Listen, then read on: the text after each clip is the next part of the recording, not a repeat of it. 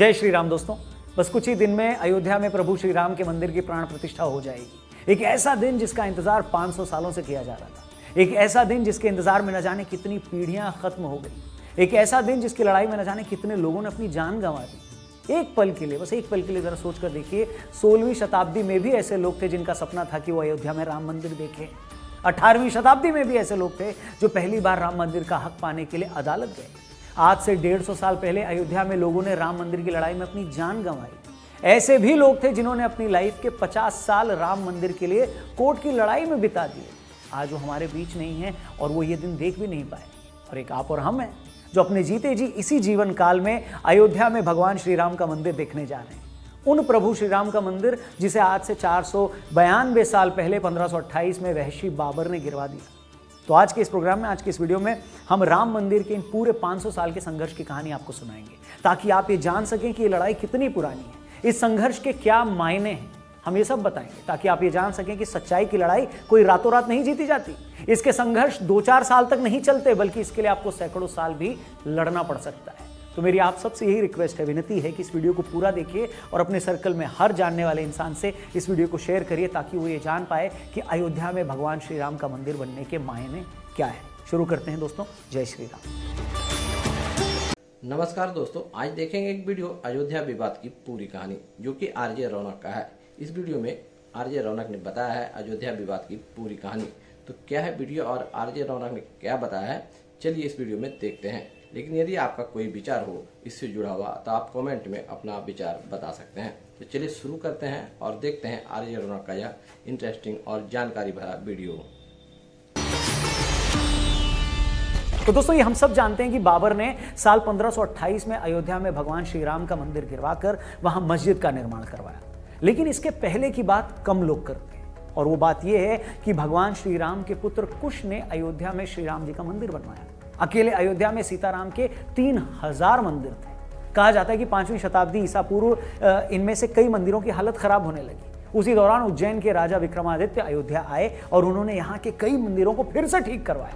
आने वाले कई सालों तक ये मंदिर यूं ही वहां बने रहे। फिर 21 अप्रैल 1526 को बाबर और इब्राहिम लोदी के बीच युद्ध होता है।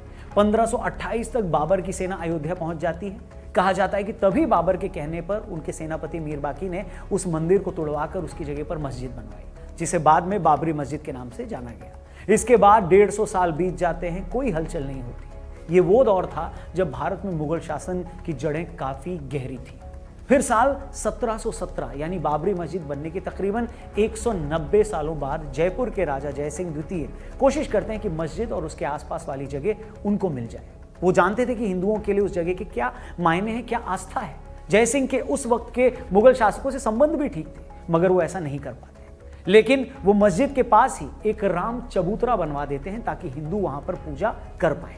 यूरोपियन जियोग्राफर जोसेफ टेफेंथेलर, जो खुद 1766 से 1771 के बीच इसी जगह पर थे, उन्होंने भी अपनी रिपोर्ट में राम चबूतरा होने की बात की तस्दीक की थी। ये वो वक्त था जब मुसलमान मस्जिद के अंदर नमाज पढ़ते थे और हिंदू बाहर राम चबूतरे पर पूजा किया करते थे। मगर मंदिर गिराए जाने के 250 सालों बाद भी हिंदू इसको भूले नहीं थे। यूं तो अयोध्या में भगवान श्री राम के हजारों मंदिर थे, मगर वो ये बात नहीं भुला पा रहे थे कि भगवान श्री राम के जन्म स्थान की जगह मंदिर तोड़कर मस्जिद कैसे बना दी गई। 1813 में पहली बार हिंदू संगठनों ने दावा किया कि बाबर ने 1528 में राम मंदिर तोड़कर मस्जिद बनाई थी। माना जाता है कि फैजाबाद के अंग्रेज अधिकारियों ने भी मस्जिद में हिंदू मंदिर जैसी कलाकृतियों के मिलने का जिक्र अपनी रिपोर्ट में किया था। पूर्व आईपीएस अधिकारी किशोर कुणाल ने अपनी किताब अयोध्या रिविजिटेड में इस वाकये का जिक्र भी किया है। इसके बाद 1838 में ब्रिटिश सर्वेयर मॉन्टेगो मेरी मार्टिन ने एक रिपोर्ट दी कि मस्जिद में जो पिलर्स हैं वो मंदिर से ही लिए गए हैं। रिपोर्ट सामने आने के बाद काफी हंगामा हुआ। हिंदुओं के दावे के बाद से विवादित जमीन पर नमाज के साथ साथ पूजा भी होने लगी।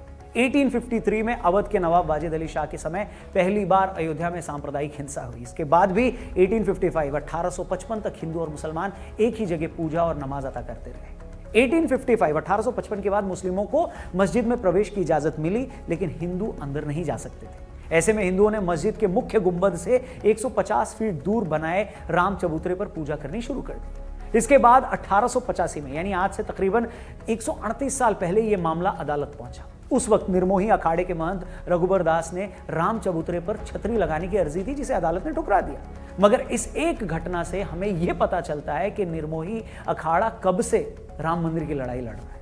इसके बाद 1934 में अयोध्या में फिर दंगे होते हैं और इस दौरान बाबरी मस्जिद की एक दीवार टूट जाती है, जिसे बाद में फिर बनवा दिया जाता है, मगर वहां नमाज बंद हो जाती है।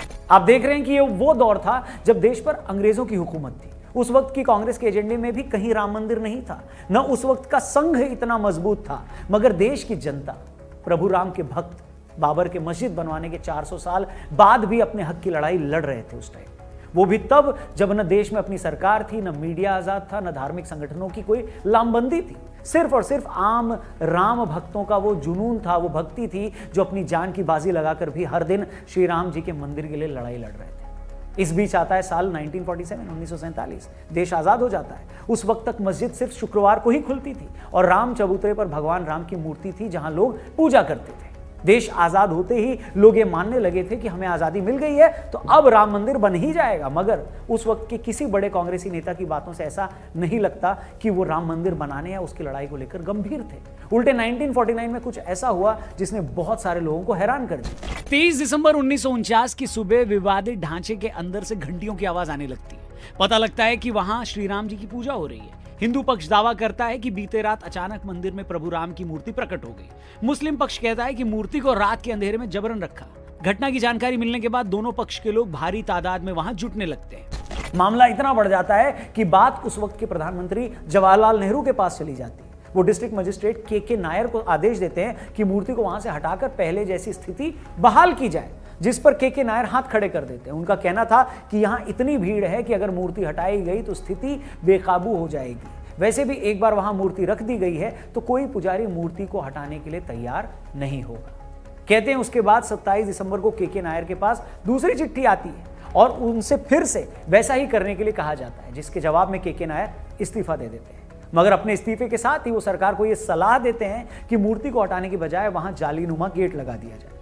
कहते हैं नेहरू जी को यह बात पसंद आती है और वो ऐसा करने के लिए उन लोगों से कहते हैं और के नायर का इस्तीफा मंजूर नहीं करते। इसके बाद 1950 में हिंदू महासभा के वकील गोपाल विशारद ने फैजाबाद जिला अदालत में अर्जी दाखिल कर रामलला की मूर्ति की पूजा का अधिकार देने की मांग की। इसके बाद अगले 35 सालों तक हिंदू पक्ष और सुन्नी वक्फ बोर्ड अपने अपने तरीके से उस जगह को अपने हवाले करने का दावा अदालत में करते हैं, मगर कुछ होता नहीं। फिर 1980 में बीजेपी के सामने आने के बाद राम मंदिर आंदोलन को लेकर चीजें बदलने लगती है। ये वो वक्त था जब संघ, विश्व हिंदू परिषद और बीजेपी सभी अपने अपने तरीके से राम मंदिर आंदोलन को तेज करने में लग जाते हैं। 1984 में दिल्ली के विज्ञान भवन में एक कार्यक्रम करके ये लोग राम मंदिर के लिए सीतामढ़ी से अयोध्या तक रथ यात्रा निकालने का भी कार्यक्रम बनाते हैं, मगर 1984 में इंदिरा गांधी जी की हत्या के बाद ये कार्यक्रम टाल देते हैं। फिर आता है साल 1986। तब कुछ ऐसा होता है जिसके बाद राम मंदिर आंदोलन की पूरी दिशा ही बदल जाती है। आपको याद होगा शाबानो केस में जब सुप्रीम कोर्ट शाबानो के पति को उसे गुजारा भत्ता देने के लिए कहती है तो बहुत सारे मुस्लिम भड़क जाते हैं और उसे अपने मजहब के खिलाफ इस फैसले को मानते हैं। उस वक्त के प्रधानमंत्री राजीव गांधी मुसलमानों को खुश करने के लिए संसद में कानून लाकर सुप्रीम कोर्ट के उस फैसले को पलट देते हैं। राजीव गांधी जी के इस कदम से फिर हिंदू नाराज हो जाता है, वो इसे मुस्लिम तुष्टीकरण मानते हैं। इसके बाद राजीव गांधी जी हिंदुओं को खुश करने के लिए बाबरी मस्जिद का ताला खुलवाकर वहां पूजा अर्चना शुरू करवा दी। अब राजीव सरकार के इस फैसले से मुस्लिम नाराज हो जाते हैं और 6 फरवरी 1986 को मुस्लिम लीडर्स मिलते हैं और बाबरी मस्जिद एक्शन कमेटी बना देते हैं। इसके बाद के सालों की डिटेल में मैं ज्यादा नहीं जाऊंगा, मगर जो दर्शक हमारे नहीं जानते उन्हें मैं बता दूं कि इसके बाद के सालों में लाल कृष्ण आडवाणी जी सोमनाथ से अयोध्या के लिए 10,000 किलोमीटर की रथ यात्रा निकालते हैं। रथ यात्रा के दौरान बिहार के समस्तीपुर में आडवाणी जी को गिरफ्तार कर लिया जाता है। फिर जिस दिन अयोध्या में रथ यात्रा का समापन होना था उस दिन बहुत बड़ी संख्या में कार सेवक अयोध्या पहुंचकर विवादित ढांचे पर झंडा फहरा देते हैं। भीड़ को काबू करने की कोशिश में उस वक्त की मुलायम सरकार कार सेवकों पर गोलियां चलवा देती है, जिसमें कई कार सेवक शहीद हो जाते हैं। इसके बाद आता है वो दिन जिसे बहुत सारे लोग शौर्य दिवस और बहुत से लोग काला दिवस के तौर पर मनाते हैं। तारीख थी 6 दिसंबर 1992। 2 लाख कार सेवक अयोध्या पहुंच जाते हैं। उस वक्त कल्याण सिंह यूपी के मुख्यमंत्री थे और पीवी नरसिम्हा राव देश के प्रधानमंत्री।